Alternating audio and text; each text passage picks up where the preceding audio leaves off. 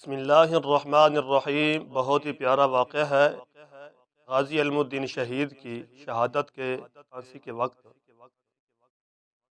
23 اکتوبر 1929 کو جب آپ کی اپیل مسترد ہوئی تھی تو آپ کے ماموں سراج احمد نے مزنگ لاہور میں جلاد کے گھر کے پاس ہی مکان کرائے پر لے لیا تھا۔ جو خبر ہوگی سب سے پہلے مجھے ملے گی۔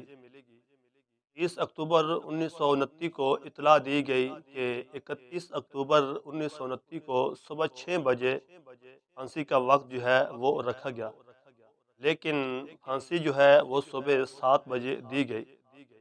غازی علم الدین شہید سے ملنے کے لیے لوگ چل پڑے تھے۔ 5 دستوں میں 14 افراد کو اجازت ملی ملنے کی۔ پہلے دستے میں ان لوگوں کو ان کے والد عالمند تھے، دوسرے دستے میں والدہ صاحبت کے ساتھ عورتوں کو اجازت ملی، تیسرے دستے میں بڑے بھائی محمد میاں تھے، بھائی کے ساتھ ان کی اہلیہ بھی تھی۔ غازی علم الدین شہید نے ان کو ایک وعدہ یاد کرایا بھابھی کو، بھابھی تم تو کہتی تھی کہ تیری شادی میں اپنے بیٹے نور احمد کو آپ کا سبہلا بناؤں گی۔ فرمایا کہ میری بارات تیار ہے جانے کے لیے۔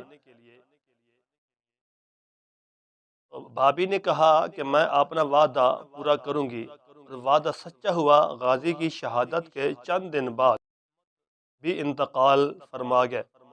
آج بھی غازی شہید کے مرقد کے پاس سر کی طرف سبہلا یعنی نور احمد سبہلا بن کر لیٹا ہوا ہے۔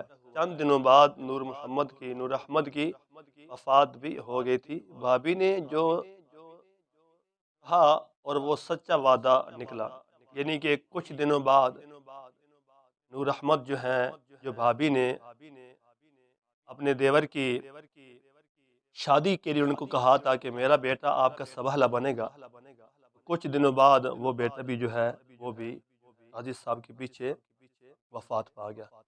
ایسے آپ کی بھابھی کا وعدہ جو ہے وہ